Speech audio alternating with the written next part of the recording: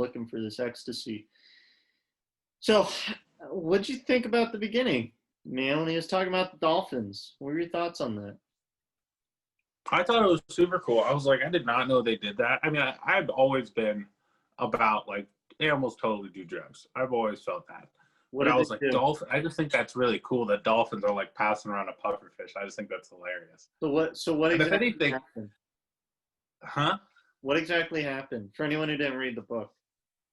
Oh, so yeah. So essentially, what happened is he opens the story and it's talking about these dolphins, and it's talking about these dolphins who are playing with a pufferfish. One dolphin goes over, grabs the pufferfish, picks it up, starts kind of biting on it, then throws it to another pufferfish. That one starts biting on it, and the pufferfish is poisonous and releasing a neurotoxin. Yep. And all of them get a little bit of the neurotoxin, not to kill them, and then from there, it looks like they're just like enjoying it. They're just like looking at their reflections, kind of having a different perspective and a different way of seeing their environment. Yeah. And then he started going talking about how cats do catnip, koalas ravage poppy fields, elephants drink or eat fermented fruits and break into breweries, uh, goats eat magic mushrooms, cows eat some kind of grass. I don't remember what it was. So, what does that say? All Yeah. animals do drugs, all animals want to get high. That's kind of interesting. Yeah. Hey, what do you think about it? Well, he said that all animals. What was the name of the guy who studied it? I don't know if I wrote it down here. I don't think I did. But Yeah. you know, whoever studied all these animals, and they all got into drugs, they found that, well, what's the number one thing for a living being, for an animal to do? What's their driving function? It's to survive, right? Animals want to Stay survive. alive. We want to survive. They want to survive. Every animal wants to stay alive. And so, if that's the case, then why are they so driven to go to these drugs? Which all these drugs, you look at what they can do to you. They intoxicate you. They were talking about how the monkeys, they'd leave their babies, they'd wander from the herd, probably get attacked. Some of the cows, they eat that grass, the weed grass, seed grass, I don't know what it was. And if it was poisonous, it'd kill them. Cats would have major brain damage from whatever the catnip. I didn't know that was a thing, but apparently. So all this stuff is really bad, and yet animals are still driven. Animals, including us, are still driven to these drugs. And so, what was that? And he said, well, maybe it's the breaking down of the systems and breaking down of patterns, so we can understand complex problems a little easier. Yeah. And Yeah. that's what I picked up from when he was talking about that animals are naturally seeking drugs, are naturally seeking things that get them out of themselves.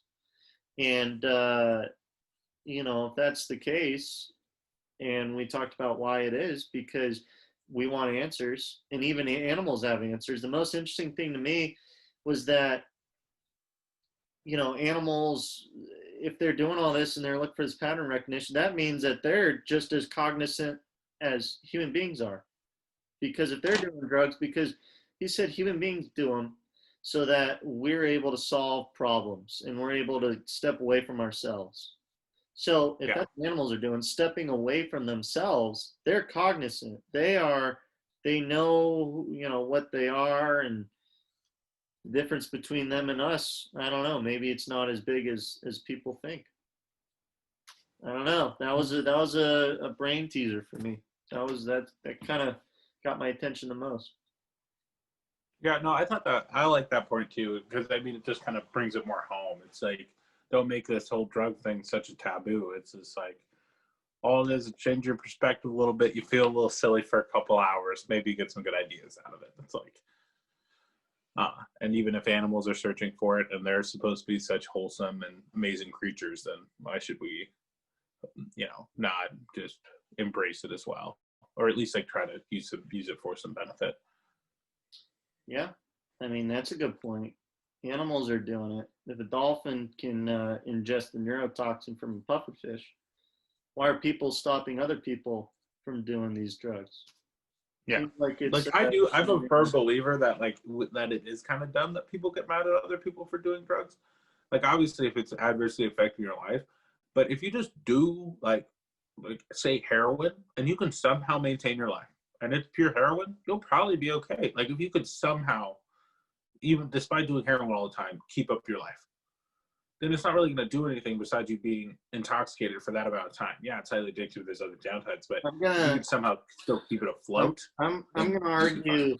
I'm gonna argue that's probably. I would think that's You probably you need to look into it wrong. because it's not as bad for you physically as they make it out to be. A lot of these substances in pure form aren't bad because doesn't he talk about methamphetamine and stuff in this? Oh, so physically, yeah. Well, I don't. I think he did. He talked about all kinds of drugs in this chapter. Yeah, but yeah. So like when I think about it, like I'm solely talking from a physical standpoint. From a physical standpoint, most of them, if they're pure and you're not taking absurd doses, you can sustainably take it for a long period of time and not see really any adverse effect, or at least any adverse effect greater than any other commonly Physically, long-term taken physically. But pill. what about mentally? That's what I was saying. It's like no one could keep it up. It's like someone might be able to keep it up for a year, maybe doing some really hard drug constantly and all that. Somebody just keep it a couple weeks, but they just can't. Eventually, that consumes you and that takes over, and that's a real problem. But Hmm. it is funny that like it is illegal because the actual act of doing it once or doing it even in general is technically not hurting anybody. But it could hurt yourself just because it does get out of control, just because you can't control yourself. You can't just say, "Oh, I'll do it once. I'll do it on Tuesdays every once in a while, whatever." No, then you start doing it every day, multiple times a day. Then you do this X, Y, Z, and then so your whole life. Yeah, my thoughts are the biggest thing is you got to know your biggest weaknesses because I think everyone's got an idealized version of something, an idealized version of how they're going to talk to people, idealized version of how they're going to, you know, work with people, how they're going to act in certain situations, how their family should be, how politics should be, how the people representing them, et cetera, et cetera. I think everyone's got an idealized version of something, some kind of interaction with a person, animal, et cetera. But the more I think about it, I think it's much better to realize that that is going to get you in a lot of trouble. Thinking that anything is perfect, anything can be idealized like it is in your mind, that's only going to make you angry because nothing's perfect, right? And so, how it ties into what you're talking about, um, the heroin thing, I don't, if it's as addictive as it is, I haven't studied it all I know is there are lots of people who are in the streets in Berkeley, who were in the streets of San Francisco when I was doing security out there, who were doing that stuff, and there, I mean, I talked to some of them when I'd be standing outside of a bar or something. They'd come up and they'd talk to me, and it's, I mean, things that are they say, and you can tell some of the things going on, man, and it's not good. And going off of what these guys were talking about, how you're not, don't just use one tool, don't just use your mind to solve problems. You got to use your body. I think it goes both ways. I think don't just use your body, don't just see the negative impacts in terms of your body. You need to think in terms of negative impacts to your mind too, because if your body is the vehicle, if metaphorically, if it's a vehicle, if it's the car, in your mind, your ability to decision make is the driver. If you don't have a driver, the car is not going to go anywhere. You know what I mean? Yeah, So that's, I don't know, that's my thoughts on it all. I definitely don't think, there are definitely some drugs out there that, it's a little too much, and it goes back to what they were saying about you go beyond that pale, man, and you don't come back. I think that's one of those, you go beyond the pale, you do not come back without a lot of help. I don't know. I would say it's probably just depends. I mean, they're all like they're highly addictive. It's not that, but I mean, I would argue to say there's probably plenty of people that have taken it once and were like, yeah, this isn't for me. But it's also like a certain type of person does, like it almost like kind of gets you in that hole. That's the issue, is you start taking these drugs to make yourself feel better because your life is so bad. Yep. And because you're homeless, and then you start to depend on it, and then it's a cycle, blah, blah, blah. It's like, So if you get a lot of these people week one, if you get them week one of this, you probably pull them out. Like, you're probably going to be fine. It's week one. But you get them a year in, no, it's not fucking happening. So, I mean, I'm more just on the thing that I almost feel like some of the arresting people for drugs and all that's almost causing more harm than the drugs itself, or the money that we are spending on that could be better spent on trying to manage people who have problems with said drugs. Because, I mean, essentially, you spend so much money to arrest someone and file a case against them, get a jury, all this shit, when it's like, how expensive is it to just put the dude up in a place, try to get him clean, try to get him some sort of job that creates economic value so that he can start paying fucking taxes. And so, well, who knows about the money value, but what's more important to people than money? Is there anything more important than money? time. Time, right? Time's very important. And so what may not cost you, I don't know the dollar amount, but what may not cost you that much money and getting someone set up is going to be costing you a lot of time for one person. Then you look at, And I'd still argue that it's probably more expensive to arrest them. It's very expensive to arrest someone.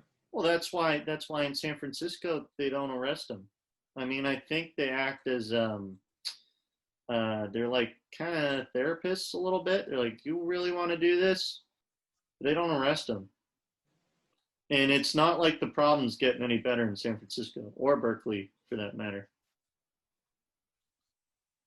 So, Well, I'm not I saying don't know, it would. man. Like, to do this, it would be like a complete overhaul because, It's it big. would literally require a complete overhaul with a whole bunch of upfront costs associated with it to get it down to zero. Because once you're at zero, then you can start minimizing the people that are getting on stuff.